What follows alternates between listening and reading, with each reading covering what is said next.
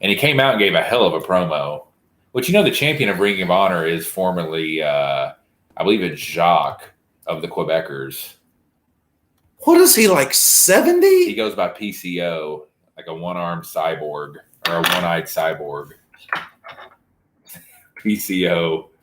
I am having extreme trouble right now understanding your logic. We're talking about guys that we used to watch on like Wrestling Challenge in 1990, and you're saying that in the year 2000, he's their champion. I don't give a fuck if he's their goddamn mailman. You're telling me like this is the hope of pro wrestling? Jacques Rougeau, what? Oh my good God. Have you, I know you quit drinking. I know you quit smoking. I know you haven't had sex in like 5 years, but have you totally just like taken leave of your senses? Pretty much. So where are we at here on Peacock? Well, considering we are in Nashville, Tennessee, and, there hasn't been a major wrestling event that's taken place here other than us in the last 20 years, we were going to take a look at a couple of matches from two Starrcades that were held at the Nashville Municipal Coliseum in 1994 and 1995. The first one being Hogan defending the world title against the Butcher, which is quite comedic. And the second one being Ric Flair versus Randy Savage in not one of their better matches, but still a good match for them. So we're going to be taking a look at that. We are live on YouTube. We're hoping to try and get some Q&A going. If anyone's going to join in the live stream here, trying to get that going. I know we've got a few members of the Vault Nation that are out there. But in any event, we're going to get to this here very shortly. Since you're a Nashville resident, give me some background here. In a perfect world, let's say, we have 2 or 3 competent, legit wrestling promotions. Let's say WWE doesn't suck. Let's say AEW isn't run by morons. Let's say Impact Wrestling isn't a joke of a promotion. Let's say all these things. What do you think would be the thing to reinvigorate pro wrestling in Nashville, Tennessee? Because everything else is here. Why can't pro wrestling be here? It's been 20 years since they've even thought to hold a major event here.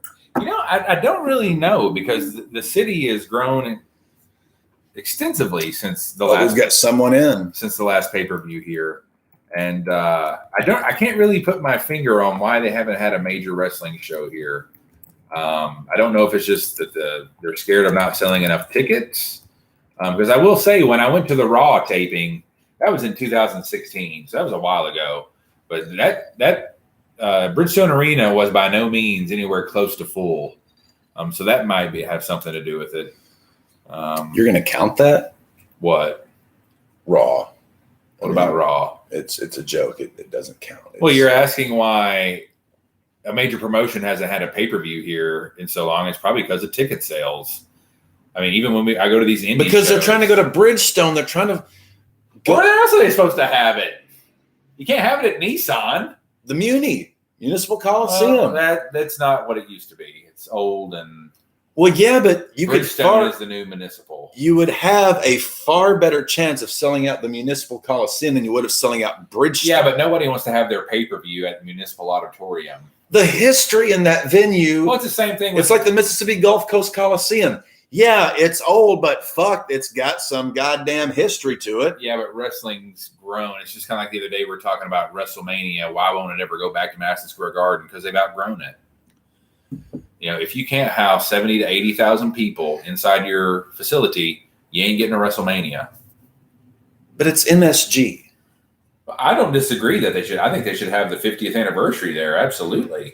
But they're not, because they can't house that many people. They should go there every 10 years. Whenever I found out WrestleMania 30 was taking place in like MSG's lost a lot of its pizzazz. It's not what Goddamn it New used to Orleans. be. I was like, what the fuck? It's like, it's supposed every 10 years you go to MSG and think, okay, yes, MSG is smaller, but it's fucking New York. You could charge 2 or 3 times tickets and make up your money. It's 18, 20,000 seats, but also, are you going to be in WrestleMania? We're off on a tangent now about WrestleMania, but WrestleMania is also a weekend. It's not just one day thing. Are you going to be? You're saying you couldn't do some fucking shit in New York? Downtown, setting up what they set up? I doubt it. You've got MSG. You've got the theater that's adjacent to it.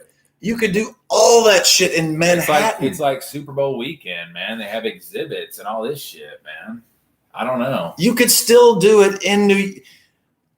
Oh my God. I don't know. You could still do that shit in New York. It is quite possible. Well, you asked why. The reason why is MSG small, and WrestleMania is not coming to your city unless you can host 80,000 people in your facility. We got someone in our live feed. This is Donkey Punch. What's up, Donkey Punch? Asked, how about them Cowboys? Yeah, what about them? They're winning the Super Bowl this year, Donkey Punch. Hey, you heard it from the Right Reverend Money Shot himself. Donkey Punch. So let's get our match going. All right, we're gonna wait for the chat here to fill up a little bit. Gonna take a quick break, have a smoke. Donkey Punch. Donkey Punch. Is that Donkey Punch? I don't have my actual Punch. Punch. Pinch, punch. All right. Now the Cowboys, of course, Dak, you're scared to death he's going to get hurt again. He had a little incident in practice a few weeks ago. It had a lot of people holding their breath. But if he can stay healthy, I like our chances to win the East, but that's what we said last year, and look what happened. So, I don't know. I honestly think Zeke's been figured out. Zeke isn't Zeke. Washington is going to win. I think the second this year. I do. Ron Rivera is the best coach. Philadelphia is dog shit. The Giants are dog shit. The Cowboys are mediocre. The Washington football team has a great defense. They've got really good skill players. They've got the best head coach in the division. Who's their quarterback? I forgot. Who did they pick up? Fitzmagic. Oh, for you know. Get out of here. Ryan Fitztragic. It's Fitzmagic. Donkey Punch said, hell yeah. Half the time. All right, so we're going to take a quick break, have a smoke. If you guys want to keep an eye on what we're going to be watching, fire up your Peacock WWE. Going to be doing some Nashville shows. Networks. We're covering a couple of Starcades that took place in Nashville. First one's going to be Starcade 1994. We're going to be starting that at about 2:12:57.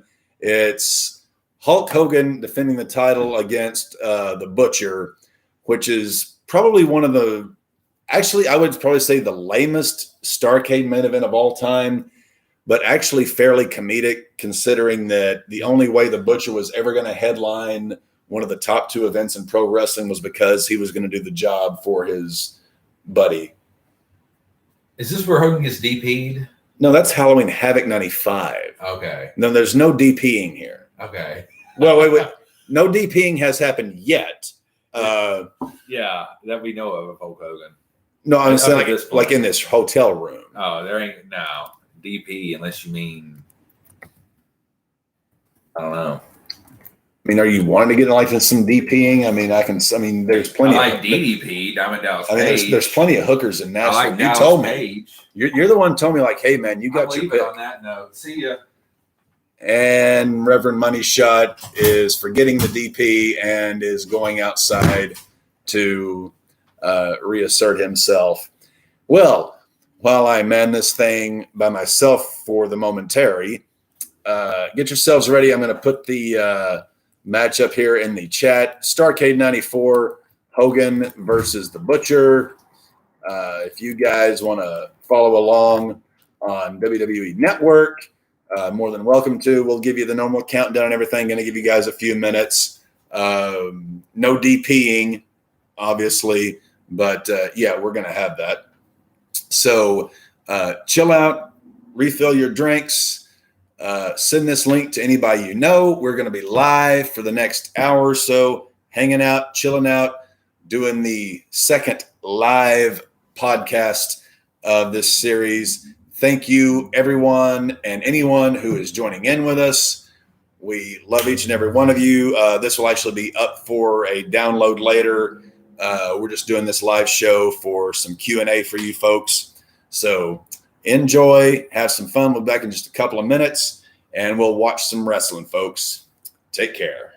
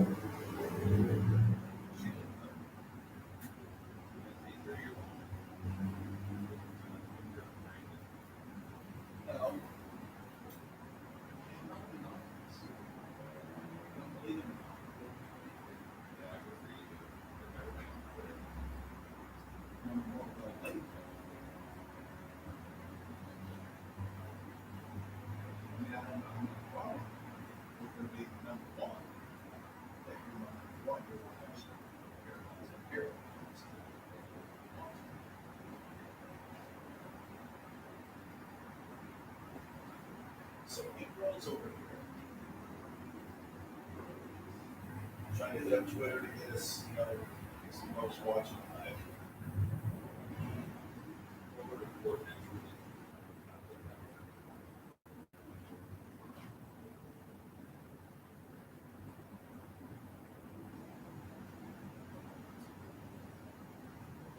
Oh man.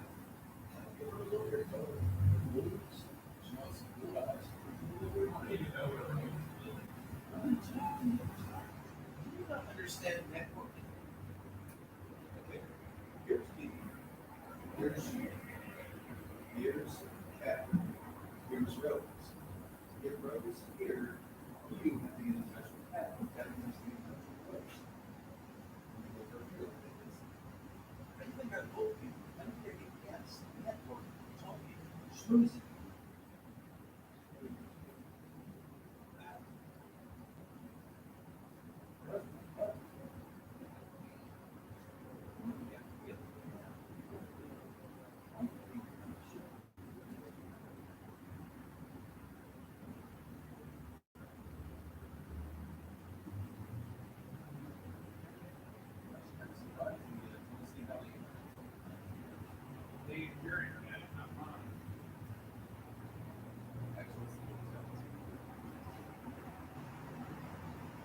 Is actually East Nashville, so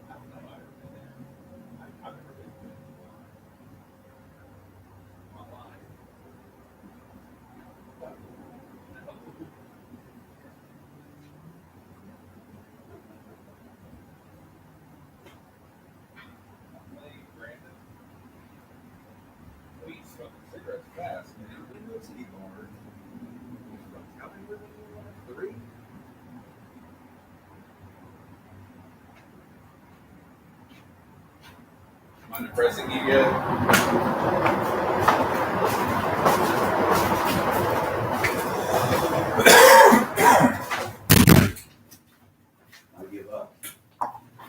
I give up with this.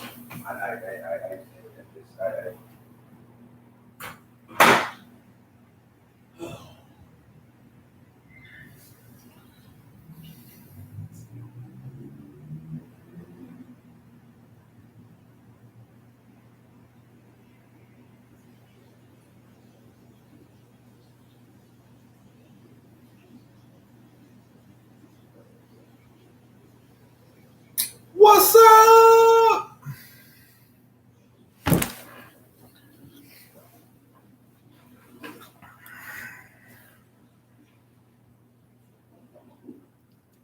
Donkey punch.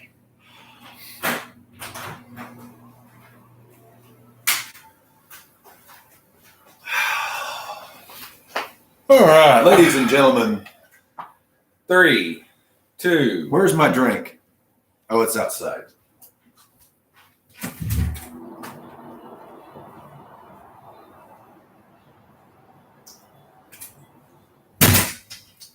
Three, 2, 1. All right, so we're about to get started with this match here. Ladies and gentlemen, I have just learned some very disparaging facts about my co-host, of which I will not divulge on the air. Suffice to say, I didn't think I could be more disappointed in this man than I was before I sat down on this couch tonight. I've never been to a titty bar. Well, hopefully we can rectify that situation. Clash of the Clittordicks 3 scores, New York. Oh, I'm checking. Do you ever listen to Howard Stern anymore? I do. Watching his TV show back in the day, man. Oh, that was like heaven if you were a 13-year-old boy. And you were just discovering the fact that, well, we'll Clash of the Clittordicks. we'll sidebar that way. Yeah. So let's get to Peacock. Let's get our Peacock out here. The Taskmaster. So we are watching Starrcade 1994. This is the Butcher and Hogan for the world title, if you can call it that. Basically you have to go back to the fact that Kevin Sullivan was booking at this point, and he loved shit like this. He didn't love it. He was trying to get Hogan to trust him. Sullivan was the booker, and he knew to get Hogan to trust him to do more exploratory angles, he had to get Hogan comfortable and get him doing what he was used to doing, taking on monsters and defeating them, and, so on and so forth. Taking on monsters. Well, that was what Hulk did. So this is what, he was booking Hogan to do. And here at Starrcade 94, he's taking on his best friend, Brutus Beefcake, the Butcher, the Disciple, what have you, the Zodiac. I mean, the Booty Man, God, how many fucking aliases? I thought I had a bunch of aliases. Did you say Brutus Beefcake? Yep. The Barber, yeah. Brother Brudeye. Brother Brudeye. Whoo, man, that's a lot of. And his career wasn't that long. And it wasn't that good either. No. Have you watched any of his shoot interviews, though, man? He seems like a solid dude. He does. I mean, I'm not. He really does. I'm not knocking Ed Leslie. I mean, that story about his face getting. Oh, have yes. you ever heard that? Yeah. Motorcycle accident. Right? No, it was a parasailing. Parasailing, okay. Or Yeah, wind he sailing had or something. like multiple like metal plates. Yeah, he was driving the boat, and he was driving with a girl up in the air, sailing, wind sailing or whatever.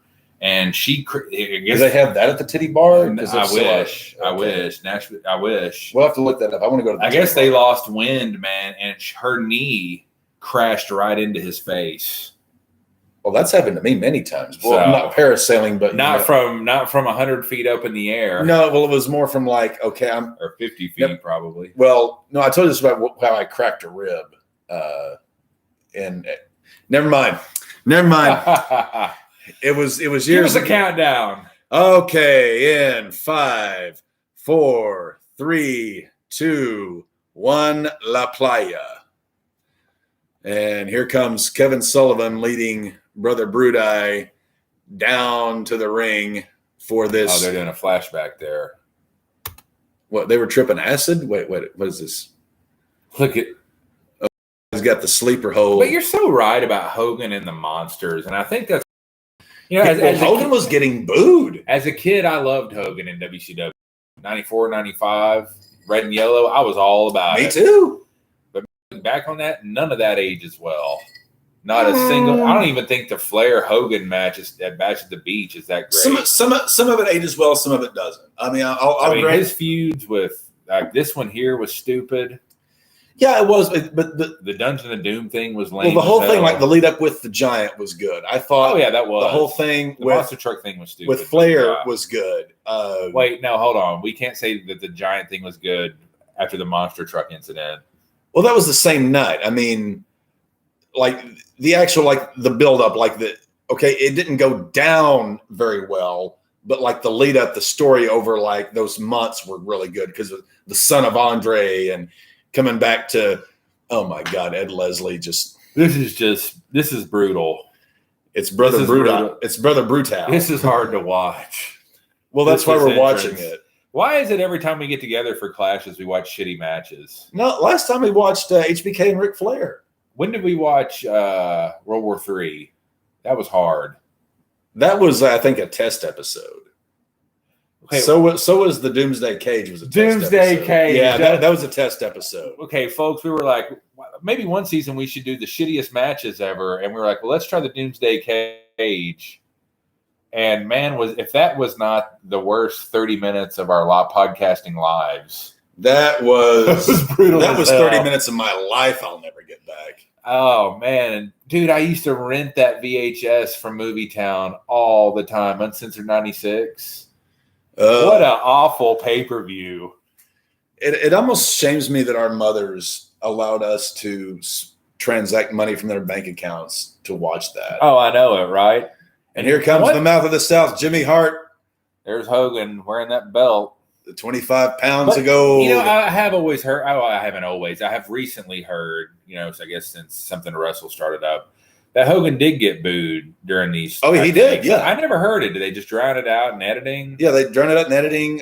Kevin Sullivan said that in shoot interviews that Hogan was getting booed, and Sullivan was trying to think of this shtick was old, man. Look at that printed out on the old copy paper. Oh God, it had run its course, but Sullivan at the same time was still trying to get Hogan to trust him that to book him. But in order to get to Hollywood Hogan, yeah, he had to get Hogan to trust him in doing shtick like this. Like to make it work long term, he had to get it to suck short term.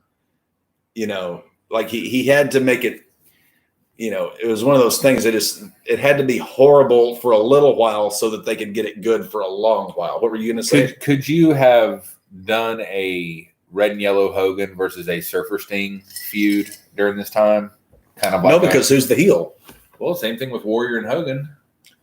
Yeah, but it's very, very, very tough to do. Care if I get some of this ice. Oh yeah, it's very, very tough to do babyface matches. Like it has to be a situation where literally both baby faces are so over that you don't need a heel. Yeah, and I don't think, and I think honestly, had you done Red and Yellow Hogan versus Surfer Sting, I think Hogan would have gotten booed out of the building, and it wouldn't have worked. He might have. Because they tried that on a Nitro in November '96, and the crowd was firmly behind Sting. Really? You never saw that? I don't think I have. Or if I have, it was the Monday Nitro before World War III, November 1995.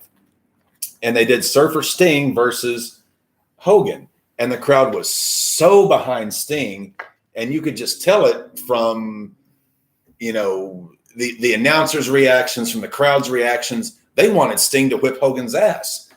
It was a trial thing on a Nitro, and it ended in the schmoz DQ at the Dungeon of Doom and whatever. Good God, Ed Leslie. Anyway. Continue. No, I mean, that's essentially what it was. They trotted it out just to kind of gauge a reaction from a live, Monday night crowd. And the crowd was almost, to a man behind Sting. So that, okay, we can't do this right now, but we got to wait, because Sullivan, even at that point in November 96, had these thoughts of turning Hogan heel, but he knew he had to slowly get there. In our last episode, which check out our Dusty episode dropping this week. But in our last, we were covering part 2. That'll drop next week.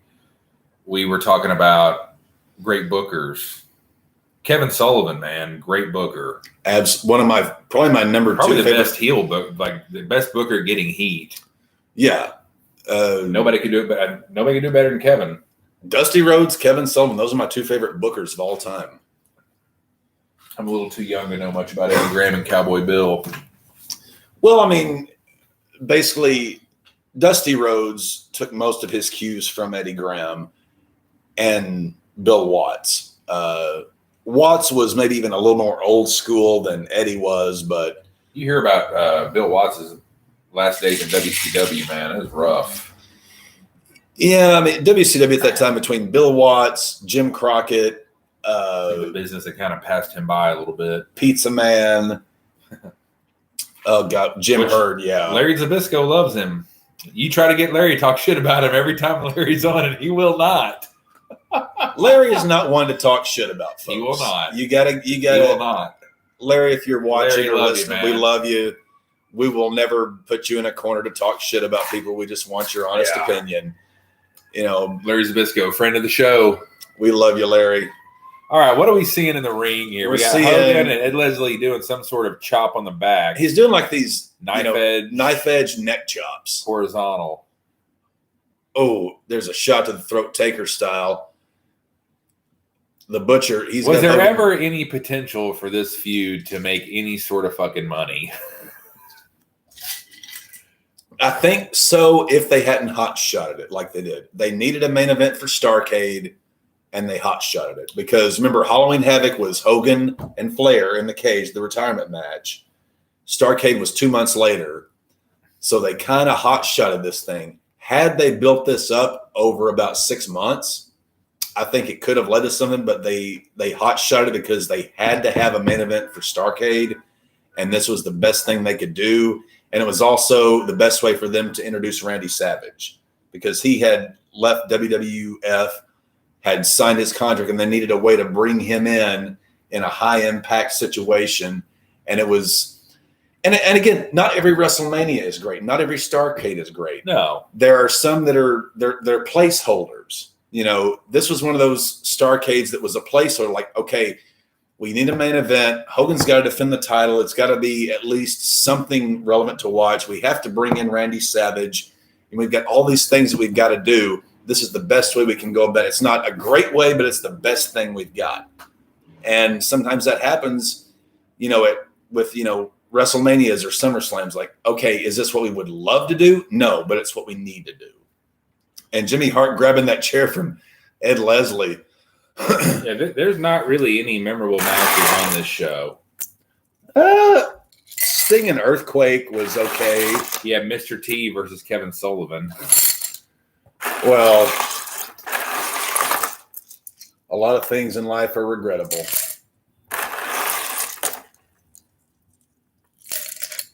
The Nasty Boys and Harlem Heat. That might have been a good one. Yeah, the Boys could work, and Heat, I mean, certainly one of the greatest tag teams of all time. Alex Wright and Jean-Paul Levesque. The Wonder Kid. Yeah, Levesque. Yeah, get your boy right. You're always correcting me on that. You're always sucking Triple H's sledgy. Mr. Sledgy, we still got to get those T-shirts made, man. We need the Mr. Sledge. We got to get the dildos. I think that's going to be the thing that's going to put us over the top. Yeah, my buddy said that was some good thinking outside the box. It's getting the Wrestle Vault dildos, and especially if we get like a double-headed one. You don't put much in there, do you? That's about halfway. Oh, okay. Maybe it's all the ice. Well, you got to have the ice to sort of mellow it out, and then this sort of blends it and mixes it well. Ed Leslie. Challenging for the world heavyweight title. I think this was the one and only time Ed Leslie ever had a world title match in his career. Can you imagine walking in the booking room with Hogan? Hulk, who do you want to work with this go around? Ed, brother. I think we can make some money. Gee, Hulk, I don't understand. Maybe we could get you, something with like, Earthquake or Ming as like, Beefcake, Booty, Brudeye. That just doesn't work for me, brother. The Butcher. It's got to be a B. It's got to start with a B. He is like sort of like reverse teabagging Hogan right there. I do dig that Starrcade setup there. Oh, yeah. Well, this is the same setup they had for all 3 years in Nashville. Folks in Nashville, Tennessee, not getting the highest quality pay-per-view here, folks. And maybe that's why the folks in Nashville quit going to the pay-per-view. Well, no, I disagree because, okay, yes, I'll admit 94 was subpar. But 95, you had the World Cup of Wrestling. You had Sting, Luger, and Flair in a triangle match. I wouldn't mind. I've seen that World Cup. I wouldn't mind watching that again. You had Flair and Savage for the world title. After that, 96, you had Hogan and Piper for the first time ever one-on-one in like a big time. I mean, Hogan's recharging. There's a right hand. Oh, another one. Here we go, folks. Oh, the Butcher stumbling. Oh, and a fourth one, and down goes the Butcher. And the crowd goes mild. And the crowd could not be less interested. Well, because it's one of those matches where Ed Leslie's not going over Hulk Hogan here. Yeah, I guess. I mean, you'd have a better chance. If you're a kid, you don't know. Yeah, but you'd have a better chance of Jesus Christ rising out of the Tennessee River on this evening than Ed Leslie going over Terry Bollea. It's wild how, as a child, your mind even remotely allows you to believe this is real. Yeah, but we were both there, though. So I mean, we can't really call foul on this. We lived through this. We sat through this. We lived and breathed and died pro wrestling for our childhood. So I mean, we were bought into these things. What's your favorite Hogan red and yellow WCW match or feud? Him and Flair, or the Halloween Havoc, him and the Giant. I thought it was. I'd go with him and the Giant.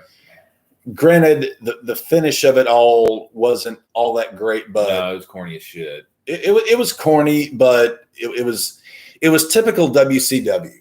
It was great build up.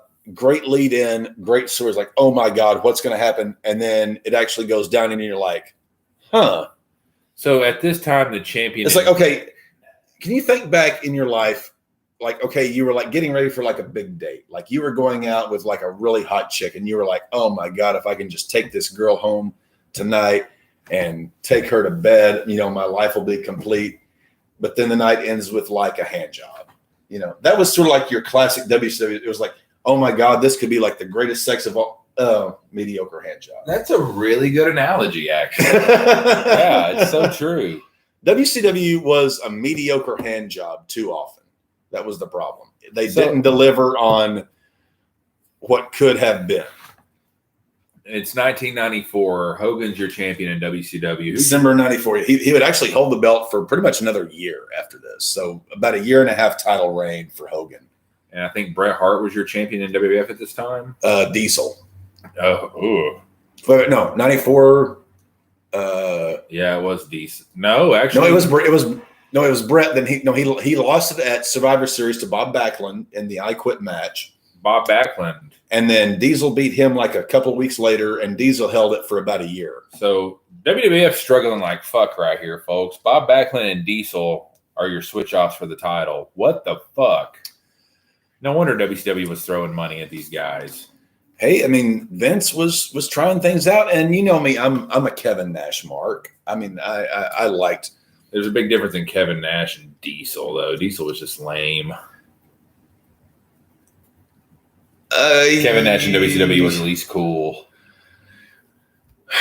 Okay. Okay, I can kind of give you that. I can kind of give you that. But it was still the same. Jackknife was a great finisher, though. Well, yeah, but the other 5 moves were cool, too. See, he's catching on, folks. No, I can't. I mean, I'm not going to deny the videotape, but Kevin Nash, Diesel, Vinny Vegas, call him what you will. Oz, Jesus Christ. Very smart guy. That's Dusty booking gone bad there, folks. And we've praised Dusty Rhodes the last couple of weeks on this show. Like, yeah, there was Oz. Yeah, there was the Shockmaster. There were some. What do we got here? What? Hogan. Oh, a shoulder block. Everyone knew something was going to happen. Oh. Hogan is so terrible at running the ropes. Well, you also have to remember, I mean, he's not like Kane or Undertaker. He's a bass player turned wrestler. Who's super athletic. I mean, yeah, Hogan's 6'8", but those guys, like, okay. Sleeper hold. Sleeper hold.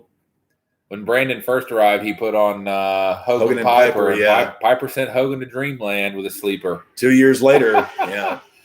Like Taker and Kane, Sid Vicious, like these guys were athletes before getting into wrestling. Hogan wasn't.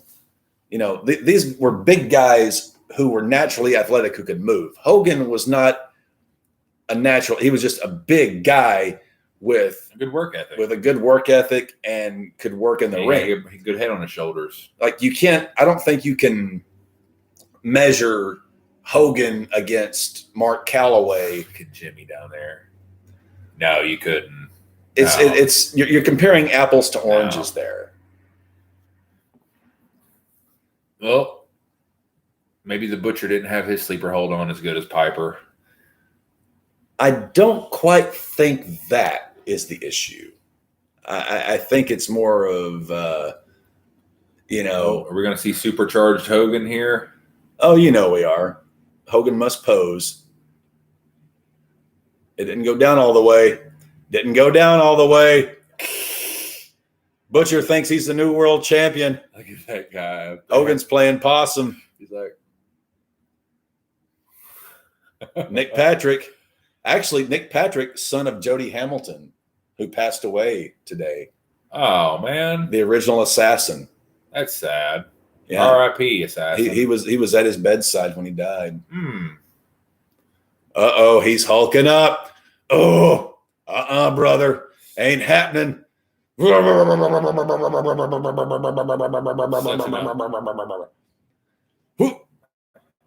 you. No, brother.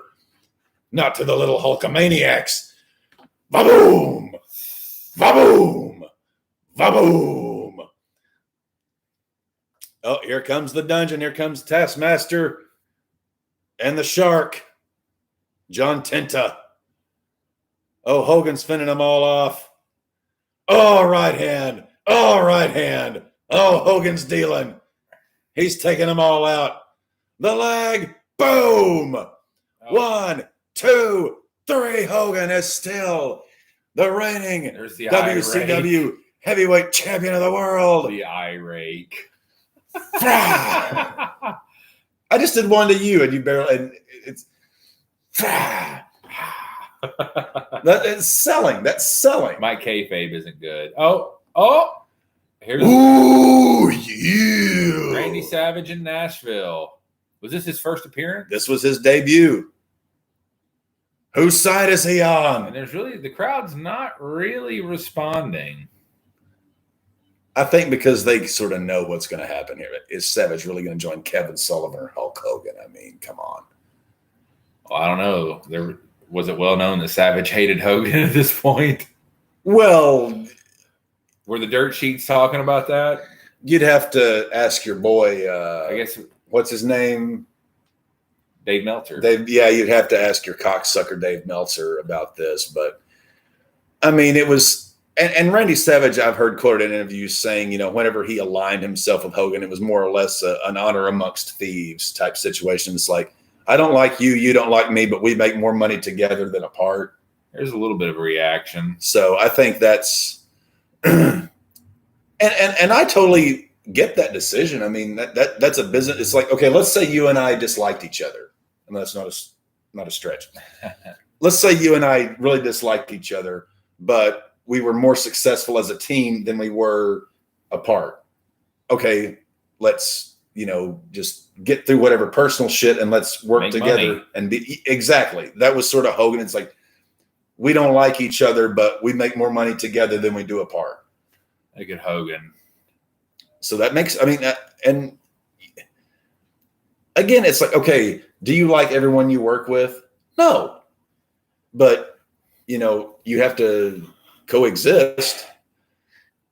Man, and to think Savage is holding the belt, and he would have that belt less than a year later at World War Savage III. looked good with the WCW belt. Oh, he did. Savage looked good.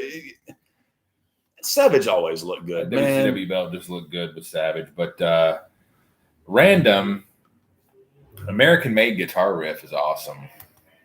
Oh, yeah. Well, you know who wrote that? Jimmy Hart. Oh, did he write the guitar part? He wrote the song for Hogan. Oh, I wonder who played guitar. I don't. Hogan? I can guess Hogan played bass. That's a good bass line on there. Is Rick Springfield singing it? Well, I'm not sure. I'm just guessing there, I'd be interested to know who sang that, actually. Okay, so that was that one. So we're going to move to the very next year, Starrcade 1995. Oh, great year for WCW. Love 95. But this is going to be a great year for him. Well, actually, it wasn't a bad year for WCW. Well, we just mentioned Randy Savage would have won. Yeah, in September, they kicked off Nitro. Yeah. Randy Savage won his first WCW world title at World War III, November of 95. And he would defend it and lose it at this pay-per-view to Nature Boy Ric Flair, giving Flair his 12th world title win. I'm looking up to see who sang American Made. Hold up. The Wrestling Boot Band. Are you surprised? What are the hours on that titty bar, by the way? We need to. Oh, I don't know. Well, get on your Google machine there and, take a look. We need titty bar hours. Is there a cover charge? What's the deal here? Well, Real American was written by Rick Derringer. I forgot about that. Forget about Rick Derringer. I'm talking about the titty bar. All right, folks. We're going to take a quick break. And then we're going to get to the main event of Starrcade 1995 for the World Heavyweight Championship. Nature Boy Ric Flair and the Macho Man Randy Savage. We're going to be right back in uno momento. Recording stopped. Yeah, check the hours on the titty bar. You've never been to a strip club? Jesus, Hebrew God, dude. Actually, that one's not open anymore. That sucks. The Nashville strip club hookup.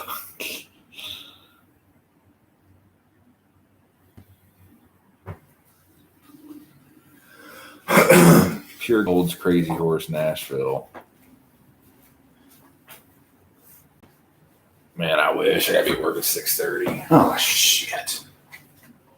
Maybe tomorrow night. I thought this was open down here. I guess it closed down. Maybe COVID killed it.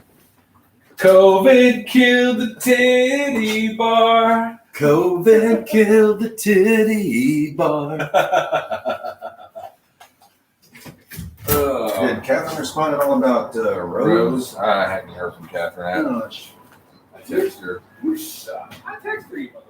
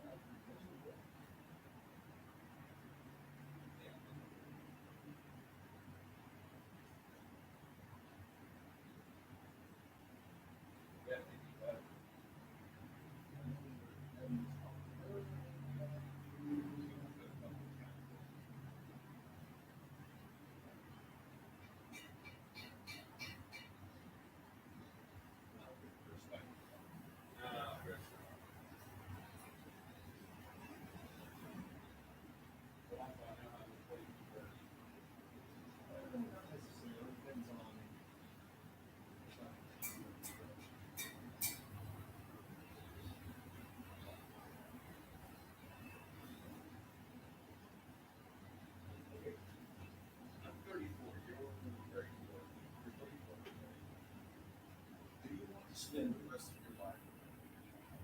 The rest of my life? Yeah, is this the one you want to do? Probably not. Okay. Yeah. You are in Nashville, Tennessee. You've got a good job. You're, not loyal.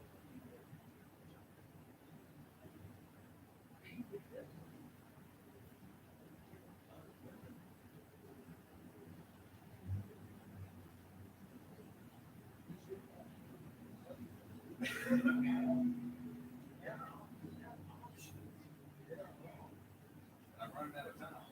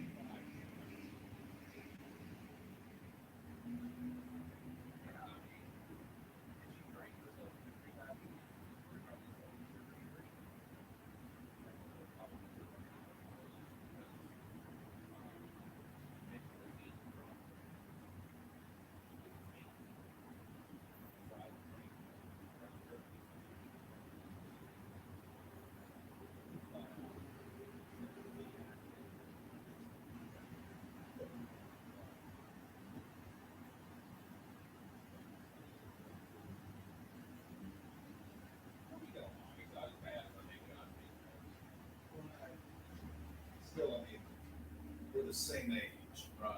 You're staring down the barrel of 40. I'm still inside here. Ain't too far away, but you gotta lock yourself out, didn't you?